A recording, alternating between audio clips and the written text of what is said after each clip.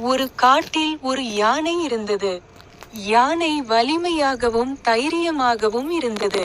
அளவில் பெரியது, ஆனால் புத்தியில் பலவீனம்.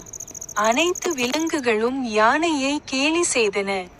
காட்டில் கனமான வேலைகள் அனைத்தையும் யானை எளிதாக செய்து வந்தது. ஒரு நாள் காட்டுக்கு ஒரு மரம் வெட்டுபவன் வந்து யானையிடம் உதவி கேட்டான்.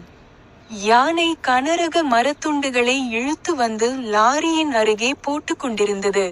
இதனால் காட்டில் இருந்த அனைவருக்கும் யானை உதவி செய்து வந்தது. ஒரு நாள் யானை காலை முதல் மாலை வரை வேலை செய்து களைத்து மிகவும் பசியுடன் இருந்தது. உணவு தேடி சென்றேன், ஆனால் எங்கும் உணவு கிடைக்கவில்லை. மனமுடைந்த யானை மாமரத்தடியில் வந்து அமர்ந்தது. மாமரத்தில் மாம்பழம் ஒன்று உள்ளது. அதை பார்த்த யானையின் நாக்கில் நீர் வழிந்தது. ஆனால் யானையின் தும்பிக்கைக்கு மாம்பழம் எட்டவில்லை.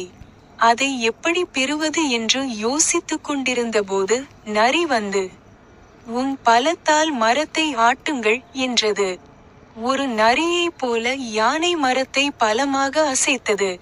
மாம்பழம் கீழே விழுந்தது, ஆனால் அங்கிருந்த நரி உடனே பழத்தை எடுத்துக்கொண்டு ஓடிவிட்டது.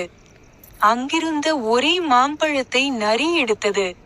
யானை வெளிரிய முகத்துடன் உணவை தேடி வேறு இடத்திற்குச் சென்றது. கதையின் ஒழுக்கம்: உடல் வலிமை மட்டும் இருந்தால் போதாது, நுட்பமும் இருக்க வேண்டும். வலிமையால் செய்ய முடியாததை நுட்பத்தால் செய்ய முடியும்.